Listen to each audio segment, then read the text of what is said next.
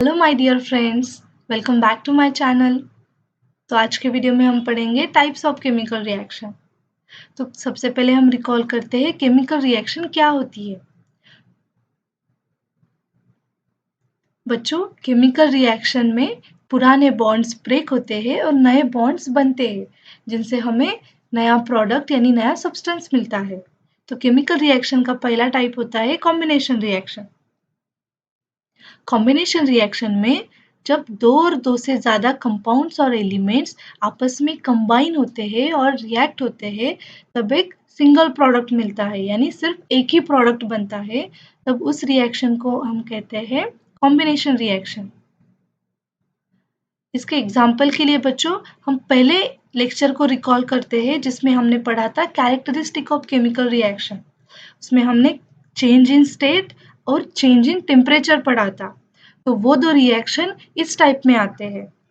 तो change in state में हमने देखा था when hydrogen gas reacts with oxygen gas it gives us water. तो बच्चों, ये रिएक्शन में भी हमें एक सिंगल प्रोडक्ट मिल रहा है, इसीलिए this is the combination reaction. Now the change in temperature. इसमें हमने देखा था when calcium oxide reacts with water it gives a single product, that is calcium hydroxide. So this is again the combination reaction. लेकिन बच्चों, जब हमने ये reaction देखी थी तो बीकर में जब हम कैल्शियम ऑक्साइड की क्रिस्टल ऐड करके उसमें वाटर मिक्स करते हैं, तो हमें पता है यहाँ पे हमें कैल्शियम हाइड्रोक्साइड मिलता है। बट अगर आप ये रिएक्शन के समय इस बीकर को छूकर देखोगे तब ये बीकर बहुत गर्म मिलेगा, क्योंकि ये सी रिएक्शन होते समय लार्ज अमाउंट ऑफ हीट भी बाहर निकलती है। तो इसीलिए जो रिएक्शन में हीट निकलती है, हीट हमें चेंज इन टेम्परेचर मिलता है, उस रिएक्शन को हम कहते हैं एक्सोथर्मिक रिएक्शन। बच्चों, इस टर्म को आपको याद रखना है, इसके बारे में हम आगे जाकर डिटेल में देखेंगे। Now the second reaction is decomposition reaction. Decomposition यानी ब्रेक डाउन होना।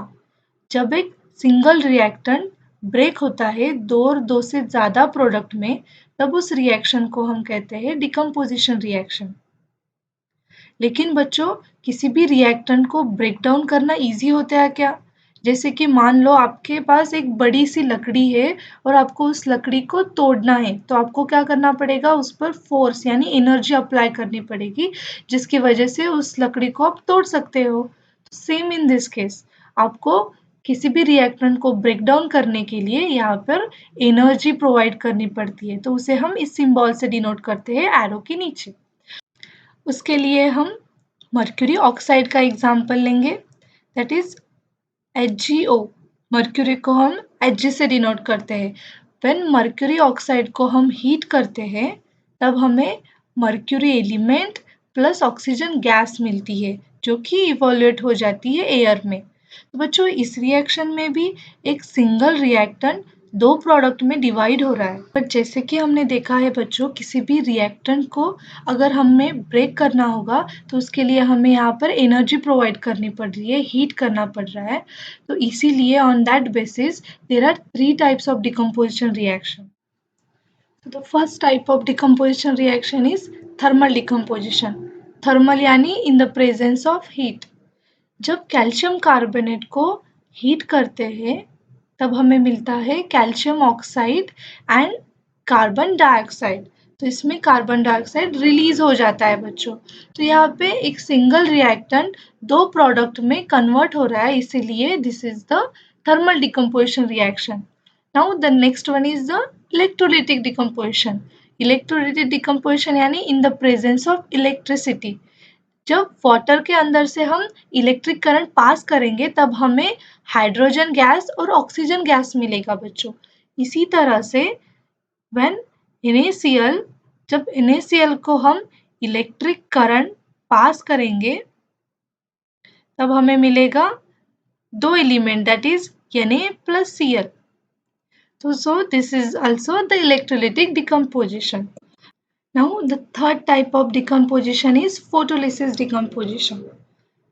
जैसे कि आप पिक्चर में देख रहे हो, चाइना डिश में silver chloride that is EgCl को रखा है बच्चों और उसे सनलाइट में रख दिया है। तब कुछ देर के बाद क्या होगा, सनलाइट के कारण ये EgCl Ag और Cl में कन्वर्ट हो जाएगा। लेकिन EgCl स्टार्टिंग में व्हाइट कलर का होता है बट सनलाइट के कारण रिएक्शन होने के कारण वो ग्रेइश कलर में कन्वर्ट हो जाता है बच्चों। तो ये जो रिएक्शन है this is the photolysis decomposition reaction. लेकिन बच्चों हमने जैसे कि डिकम्पोजिशन रिएक्शन में देखा है कि इस रिएक्शन में जब हम इस एनर्जी को प्रोवाइड करते हैं तब ये रिएक्टर एक दूसरे प्रोडक्ट में कन्वर्ट हो रहा है, यानी यहाँ पे एनर्जी एब्सॉर्ब हो रही है। सो this is the endothermic reaction. बच्चों ये टर्म भी आप याद रखना। पहले हमने देखा था कि कॉम्बिनेशन रिएक्शन में एक्सोथर्मिक रिएक्शन कहते हैं और यहाँ पे एंडोथर्मिक। तो ये दोनों टर्म आपको मैं आगे जाकर डिटेल में एक्सप्लेन करूंगी। Now after combination and decomposition there is a third reaction that is displacement reaction. Displacement यानी एक जगह पर से दूसरे जगह पर जाना। The reaction in which a more reactive metal displaces a less reactive metal from its compound. तो बच्चों इस रिएक्शन में क्या होता है, एक बहुत ज़्यादा जो रिएक्टिव होता है मेटल वो दूसरे कंपाउंड के मेटल को रिप्लेस कर देता है और वहाँ पे जाके बैठ जाता है। सो this is the displacement reaction. तो यहाँ पे हम एग्जाम्पल के लिए लिया है आयन। व्हेन आयन यानी फेरस रिएक्ट विथ CuSO4 तब क्या होता है बच्चों, जैसे कि हमें पता है ion is a metal and Cu is also metal but ion is most reactive than copper. Copper बहुत कम रिएक्ट होता है। तो आयन क्या करता है, Cu की जगह पर बैठ जाता है और CO को बाहर निकाल देता है, इसलिए हमें मिलता है FeSO4 प्लस Cu। तो बच्चों आप सोच रहे होंगे ये मोर रिएक्टिव लेस रिएक्टिव क्या होता है। जैसे कि हमें पता है कि कॉपर इज आल्सो मेटल, तो पर हम आयन को पहनते हैं क्या बच्चों, हम ऑर्नामेंट्स पहनते हैं बहुत सारे गले में हाथ में। तो हम ज़्यादातर गोल्ड के हो कॉपर के हो या सिल्वर के पहनते हैं, पर कभी आपने सुना है कि हम आयन के गहने पहने हैं, क्योंकि आयन क्या करता है एयर के साथ वाटर के साथ बहुत जल्दी रिएक्ट हो जाता है और वो खराब हो जाता है, रस्ट हो जाता है। तो अगर हमने गोल्ड की हो या सिल्वर की चीज़ें पहनी तो वो वाटर के साथ और एयर के साथ कितनी भी रिएक्ट हो रही हो फिर भी वो खराब नहीं होती, वो बहुत दिनों तक चलती है। तो इसीलिए बच्चों आयन ही बहुत ज़्यादा रिएक्टिव होता है और कॉपर ये लेस रिएक्टिव होता है। तो हम यहाँ पे एक और एग्जाम्पल ले सकते हैं that is zinc. When zinc react with copper sulphate it gives zinc sulphate plus copper. तो बच्चों जैसे कि आप यहाँ पे देख रहे हो जब जिंक CuSO4 के साथ रिएक्ट होता है तो वो Cu को रिप्लेस कर देता है और उस जगह पे जाके बैठ जाता है, जिसकी वजह से हमें ZnSO4 और Cu मिलता है।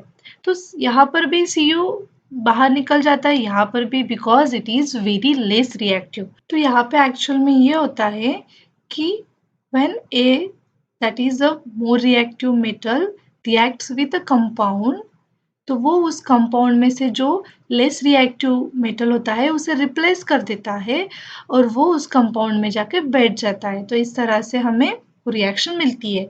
सो this is the displacement reaction. अब हम देखेंगे the fourth reaction that is double displacement reaction. तो बच्चों इस रिएक्शन में आप ये एग्जांपल कंसिडर कीजिए। When AB compound reacts with CD compounds, वो क्या करता है A D के साथ रिएक्ट होता है और C B के साथ रिएक्ट होता है, जिससे हमें AD और CD मिलता है, यानी यहाँ पे आयंस एक्सचेंज होते हैं बच्चों। In this reaction new compounds are form by mutual exchange of ions between two compounds. यानी ये जो दोनों भी कंपाउंड है उस कंपाउंड में जो भी आयंस होते हैं वो एक दूसरे के साथ क्या होते हैं, एक्सचेंज हो जाते हैं, उसकी वजह से हमें न्यू कंपाउंड मिलते हैं। For example when sodium sulfate that is Na2SO4 reacts with barium chloride, that is BaCl2। तो बच्चों इस रिएक्शन में NaCl2 के साथ एक्सचेंज होता है और BaSO4 के साथ एक्सचेंज होता है, इसीलिए हमें मिलता है BaSO4 प्लस NaCl।